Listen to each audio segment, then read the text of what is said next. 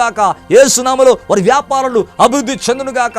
మనసుకు యేసు క్రీస్తు నామములో శాంతి కలుగును గాక. ప్రతి సమస్య out in the name of Jesus యేసు నామములో బయటికి వెళ్ళిపోవును గాక.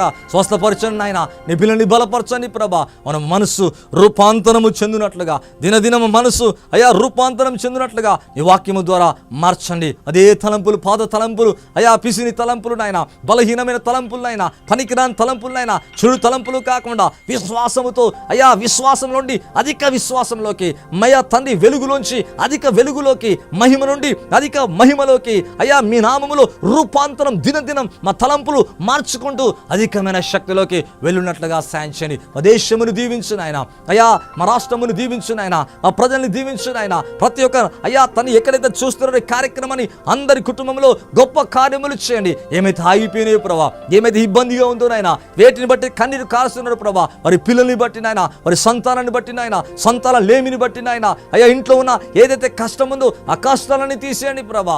నెమ్మది కలగచ్చేయండి. వారి మనస్సును రూపాంతరం చేసి వారి జీవితంలో రూపాంతరతలోంచి అధికమైన స్థితిలోంచి అధికంగా ఇంకా ఎక్కువగా దీవించమని మీరు అలాగ చేసినందుకు స్తోత్రాలు చెల్లిస్తూ, మీరు దీవించినందుకు వందనాలు చెల్లిస్తూ యేసు క్రీస్తు నామములో అడిగి వేడుకుంటున్నాను తండ్రి. Amen and amen. ఓ దేవుడు మిమ్మల్ని దీవించి ఆశీర్వదించిన గాక. నేను నమ్ముతున్నాను పిల్లరా, ఈ కార్యక్రమాల ద్వారా మీరెంతగానో ఆశీర్వదించబడుతున్నారని, మీరెంతగానో దీవించబడుతున్నారని నేను నమ్ముచున్నాను. అవును, దేవుడు ఇంకా బహుగా మిమ్మల్ని ఆశీర్వదించి దీవించను గాక. Amen and amen.